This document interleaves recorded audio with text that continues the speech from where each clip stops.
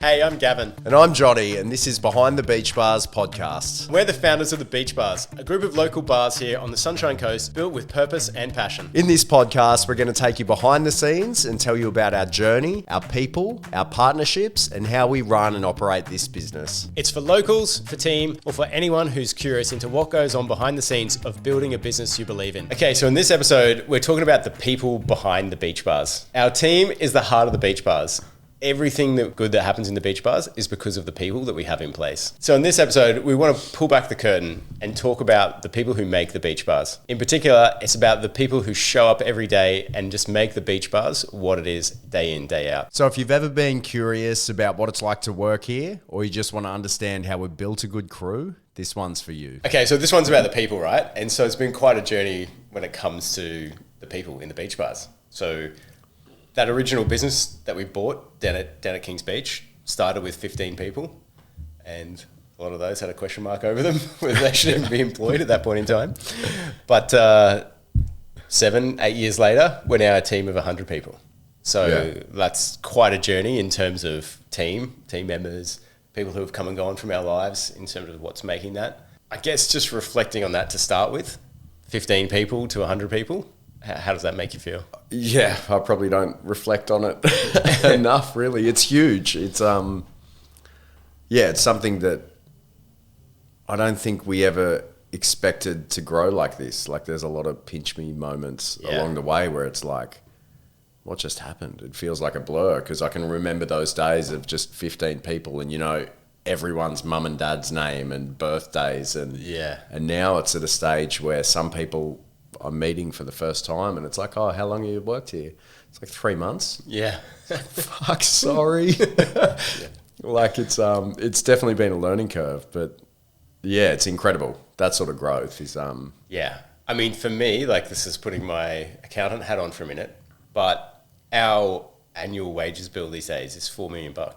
And coming back to what this business stands for the Sunny Coast, like, knowing that we're essentially creating $4 million worth of employment opportunities on the Sunshine Coast before we even look at what that actually looks like for the people, that alone is awesome. Like, talking about being Sunny Coast proud, I'm so pumped that we're putting that kind of hit back into the local economy just to start with people's wages. I think on that, you lose a lot of good people in hospo because it's a halfway job.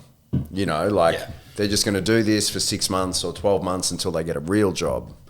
But I think from early onset in growing the beach bars, that's something I wanted to be able to hold on to career hospo heroes, legends who should never leave hospo because they're so good at it. Yeah. But at the time, it's like, well, I get it. You can get paid 40 grand more for a 9-to-5 job or whatever. And now we've built the business into a point where we can actually retain good staff on good salaries and keep them in hospitality. Retention piece, like, comparative to the normal thing in hospitality, which is like the massive turnover of people. You know, I'm here while I'm studying and then I move on. Yeah. When you look at our crew, like we talk about, we've got 100 employees, but there's a bunch of crew who have been there like from the start or near the start.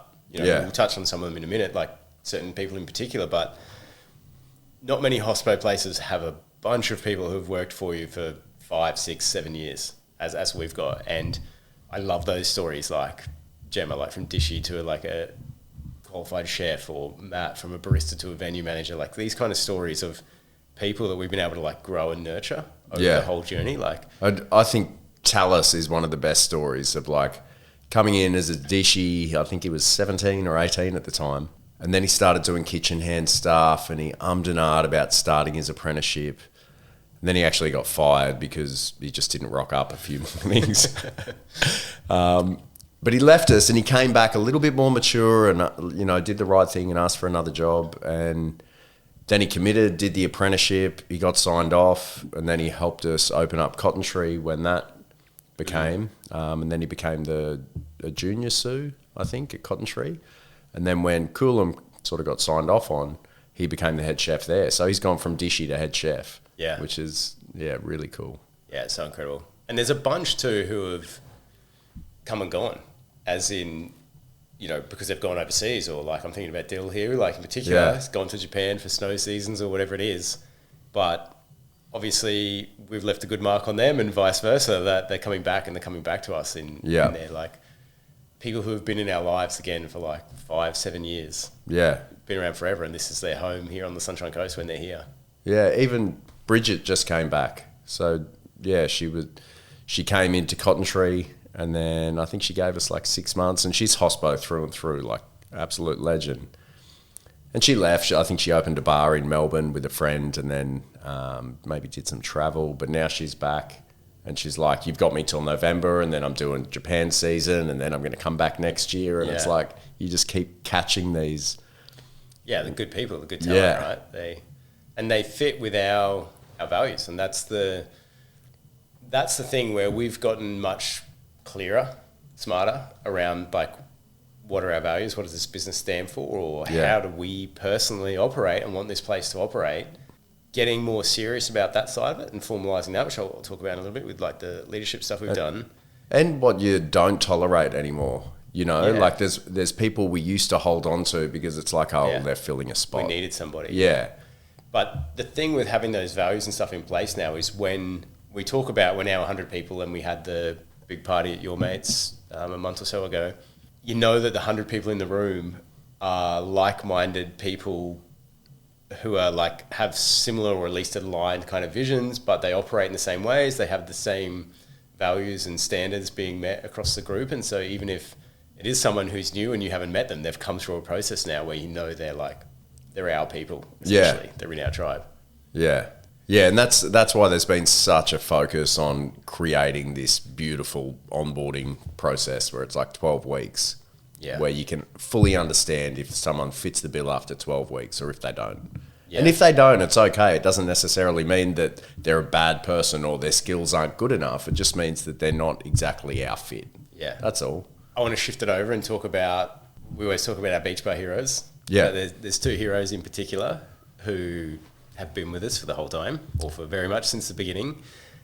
I want to hear from you, like, just tell me both of their stories about how they started with us and then where they are now. Yeah, I'll start with Glen Cameron. He's our executive chef.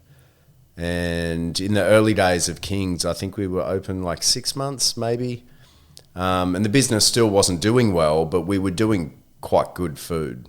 And he was working just down the road, a kilometre away. And the hospo crew from down there started coming up on weekends and having breakfast because their venues opened at lunchtime, so they had mornings free. And we sort of got a bit of traction in that hospo community. And he was one of the chefs that came up and tried our brekkies a few times.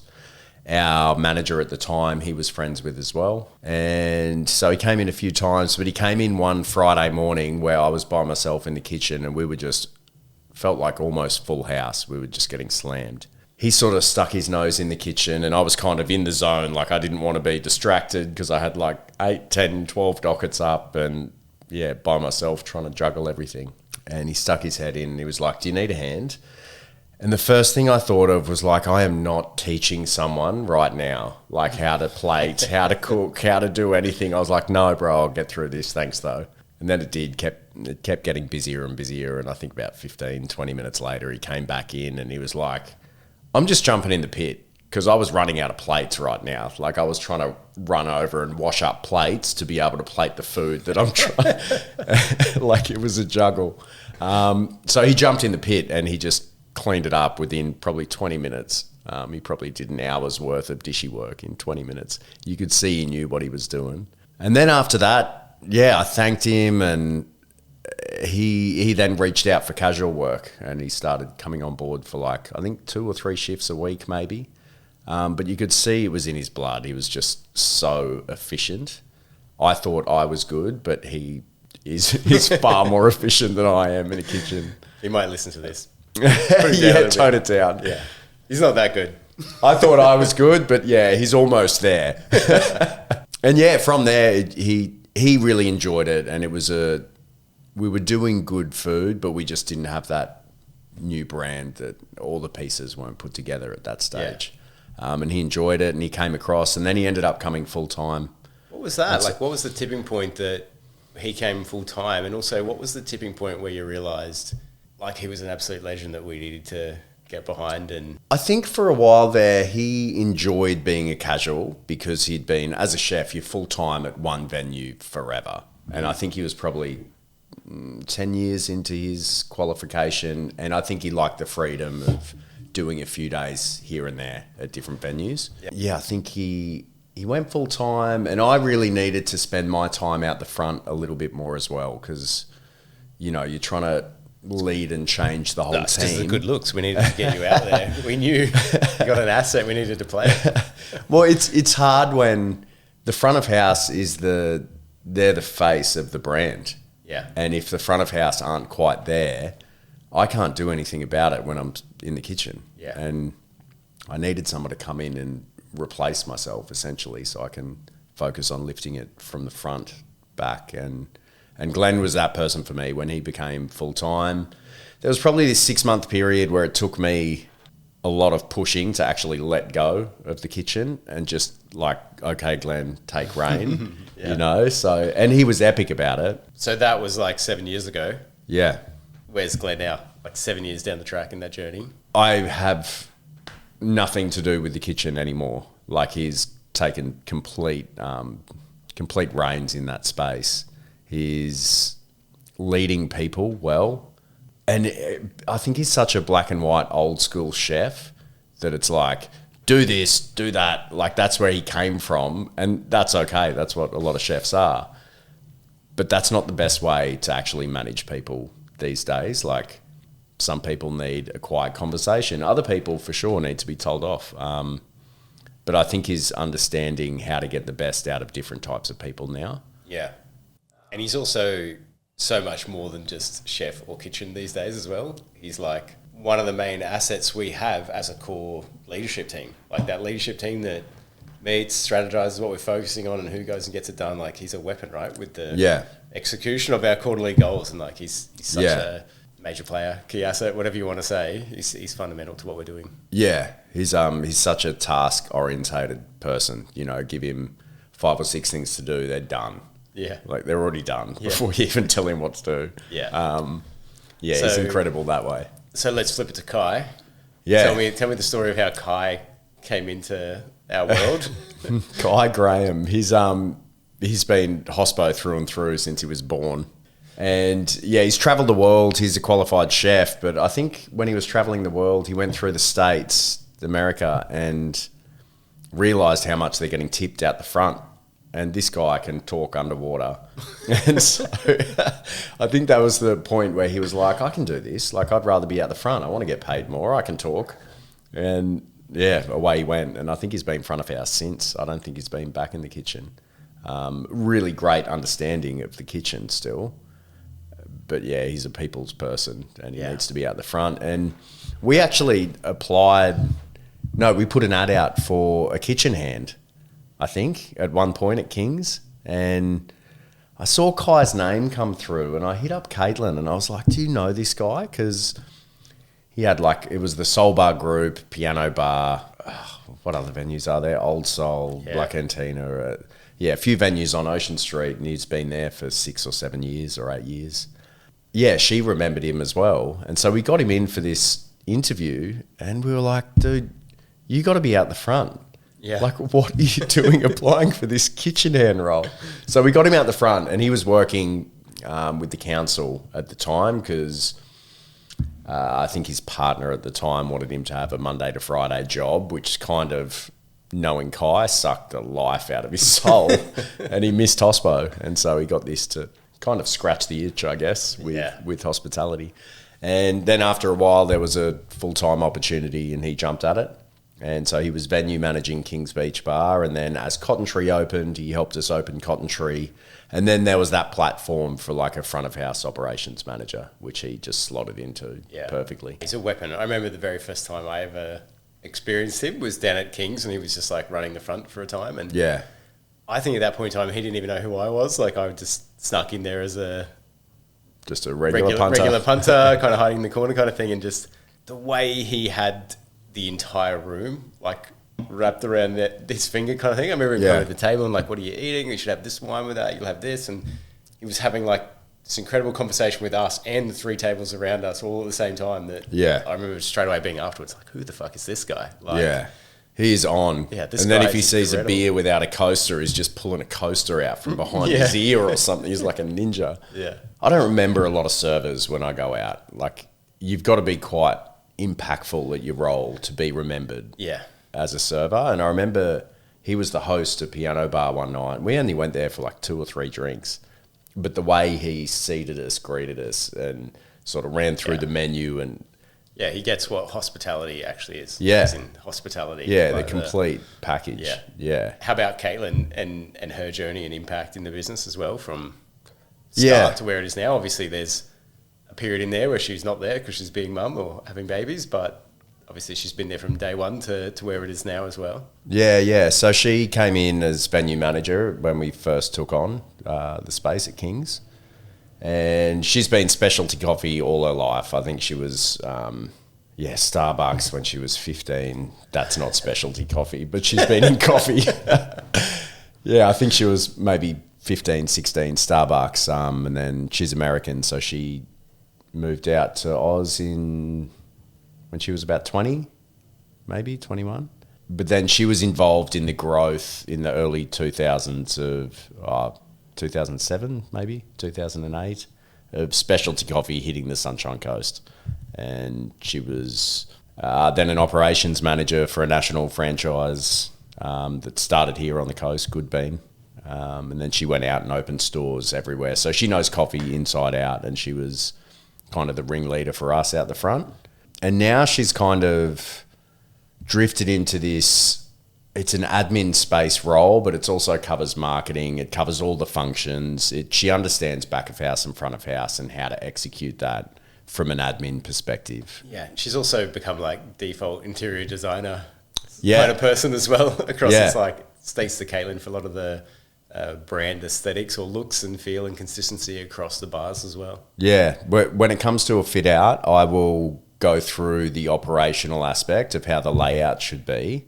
And once I get a comfort level from how the layout flows operationally, I kind of handball it over to Caitlin and be like, okay, make that look good. And she's like, okay, wallpaper needs to go here, bamboo here, lighting here. And she's got a really good eye for detail when it comes to that. So across that whole leadership crew, it's a really good fit. We've kind of touched on many of the people who've had like the career progression already. Like you talked about Talis, Gemma, Matt. Yeah. Anybody else come to mind, like in terms of the... Even Leo. So Leo came in as a bartender from Italy, and then he was one of our key sponsors. He was our first sponsorship visa. Yeah, he was the first guy that we sponsored there. And he drifted into venue manager. So he had never been in that role of managing people, and now he's managing... There's 15, 16 people in his front of house team at Cotton Tree. And he's taken to that so well. There's always little dramas in hospitality crews, but there's just nothing with him. Everything's dealt with. Nothing snowballs. He addresses everything. He's happy to have the hard conversations early before they turn into something bigger. But he was employed as a bartender, and now he's managing the team. Yeah, he's incredible. He's such an asset to the group. And he's like you said, he's like, nothing's a drama. I haven't seen him not smiling. He's not fussed. In the peak of service, you could probably imagine the restaurant on fire and Leo's just clearing tables and smiling. It's not a problem. No problem. We're never going to keep him happy with our pasta, though. He always looks at our pasta like... So disappointing. All right, so talk to me about the Beach Bar Hero Award. We try to give back as much as we can throughout the year. So I think when someone deserves recognition, we praise them, and we do give out little micro awards throughout the year. Tell me about some of the micro awards then. Towards the end of last year, there was 3 or 4 really top performers. One of them was a husband and wife combo, and we sent them on, and they had a 2-year-old at the time. I mean, she's 4 now, 5 now, 4.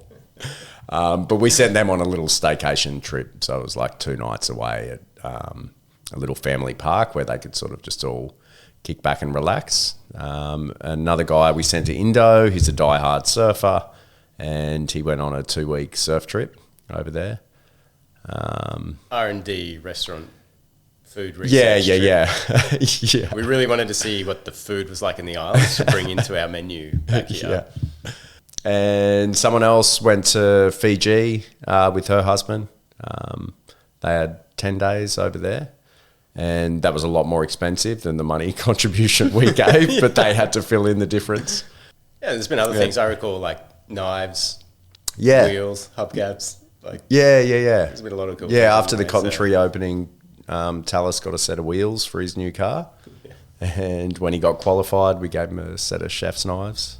Yeah, things happen along the way, but the Beach Bar Hero Award is something we announce every staff party. So we'll close all the venues in February, typically, after the Christmas craziness. And that's when we announce the Beach Bar Hero Award. So this is an award this is about the most consistent performer in terms of living our values day in, day out.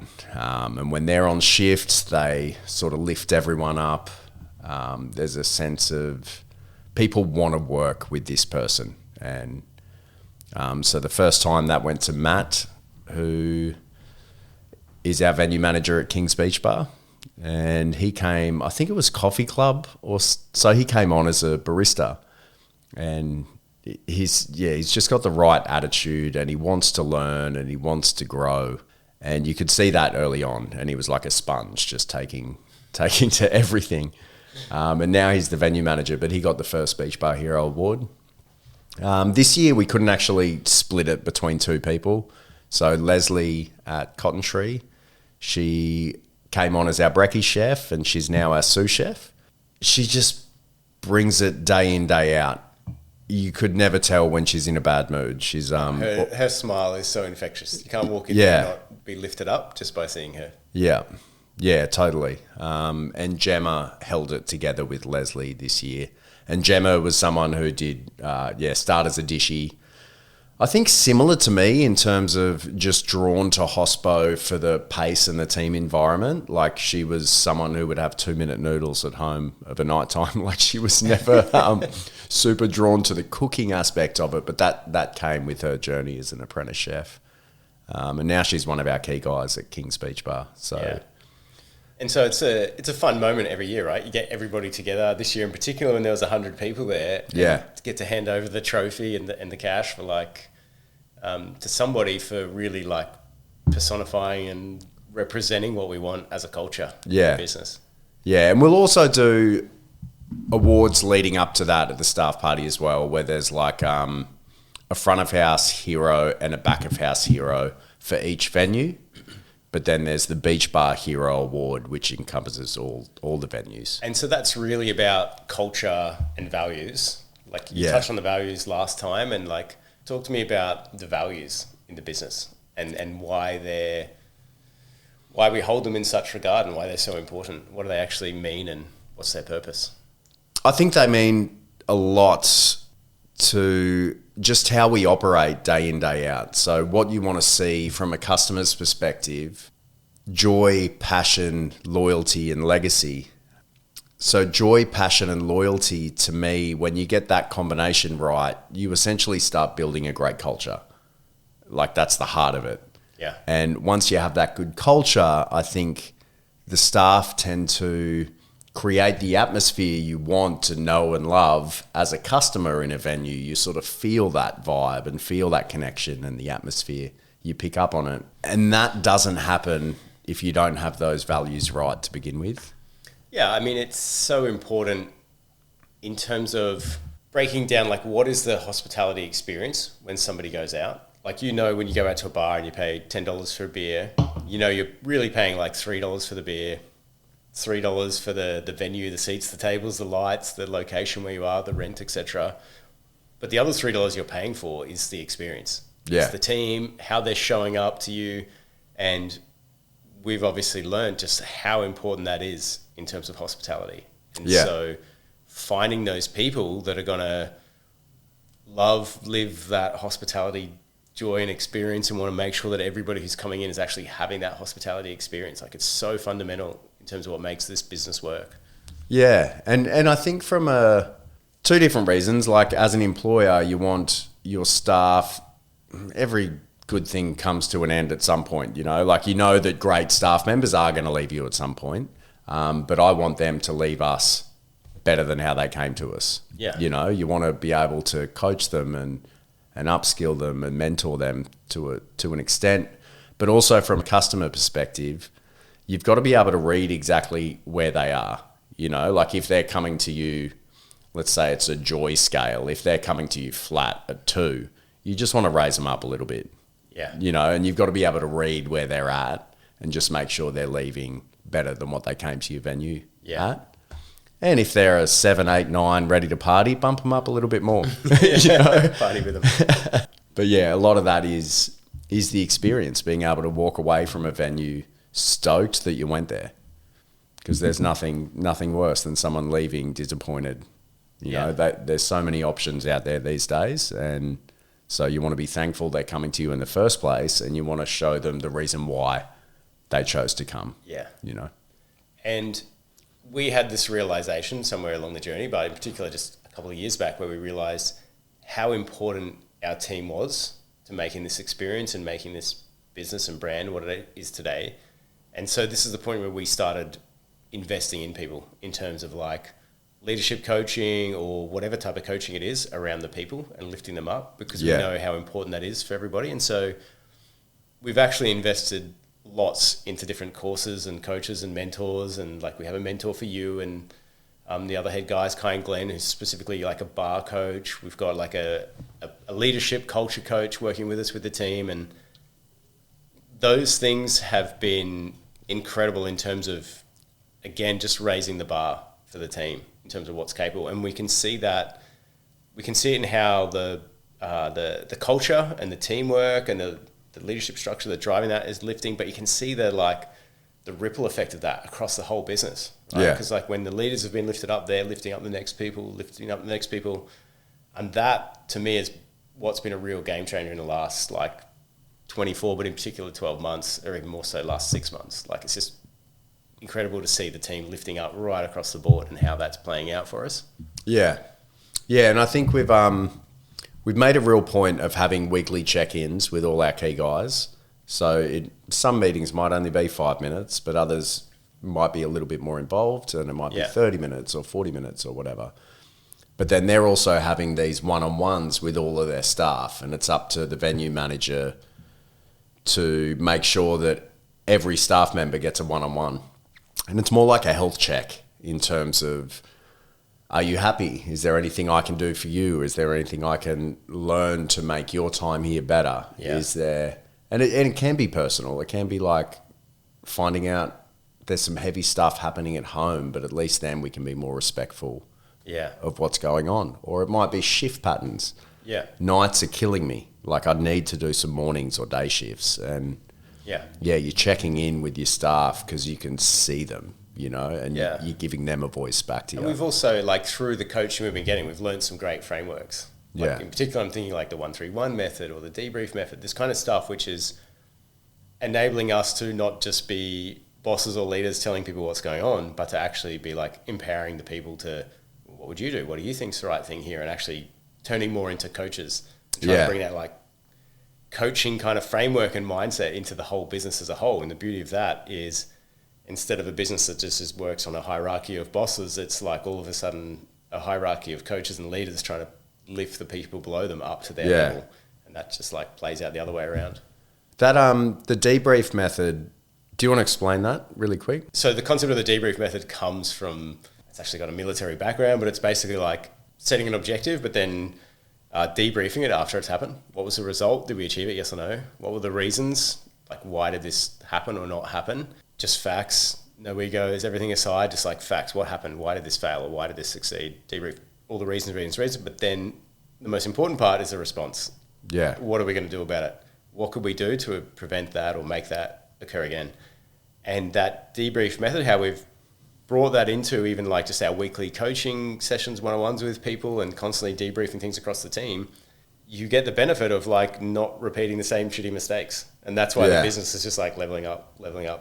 And can see the impact of it. I definitely think hospitality for me in the past at other venues, it turns into a little bit, not so much a bitch fest, but more you just whinge at each other. Like, this happened, this was shit. Like, there was no action item out of it. It was just quite a negative whinge about how tough the day was, or this one 5-minute moment jacked my whole day and it ruined everything. Like, it gives you a chance to be able to just acknowledge something happened. This is how I'm going to respond, and move on. There's an action plan from it. Like, it's not just a conversation that goes nowhere. And there's a real, like, it's coming from you and me as like the owners, leaders of the business, but it's filtered right through, particularly with our key guys, is there's like a growth mindset around the place. Yeah. People don't accept where we are now as where we are. We're all constantly looking, how can we improve? How can we better? What coaching do I need? What help do you need? And just constantly lifting each other up and all trying to level up. And that's why there's such a like momentum behind what it is that we're actually doing and creating as a business. Yeah. Yeah. And I think,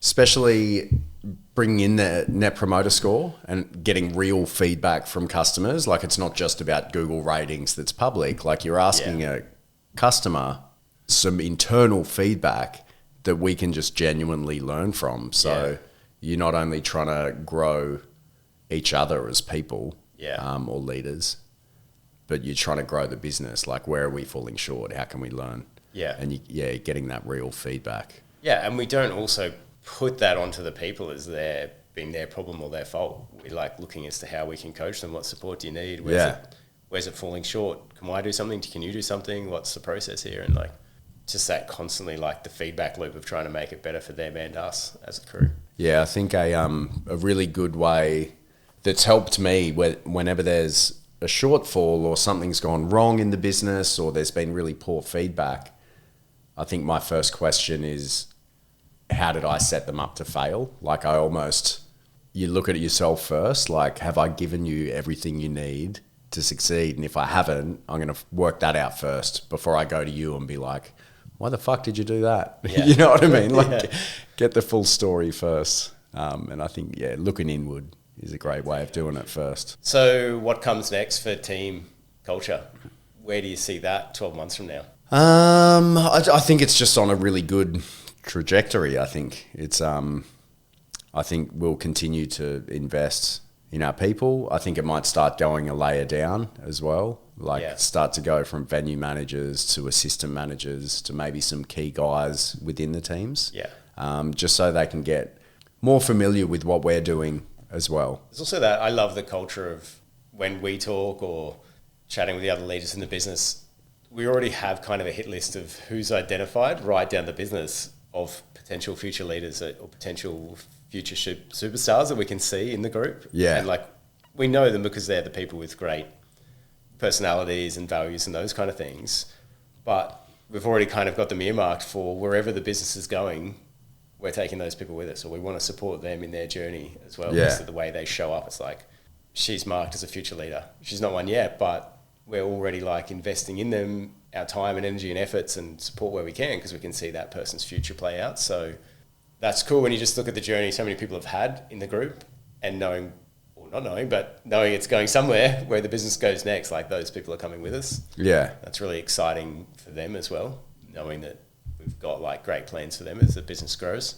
And it's definitely something that's a necessity now when you get to 3 venues and there's, plans of maybe 4 or 5, like, you have to think that way. Otherwise you're just going to fall short straight away. So final question, if anyone's listening to this and they're like, fuck, sounds like a great team, like, what would you say to somebody who wants to come and join our team? Come see us.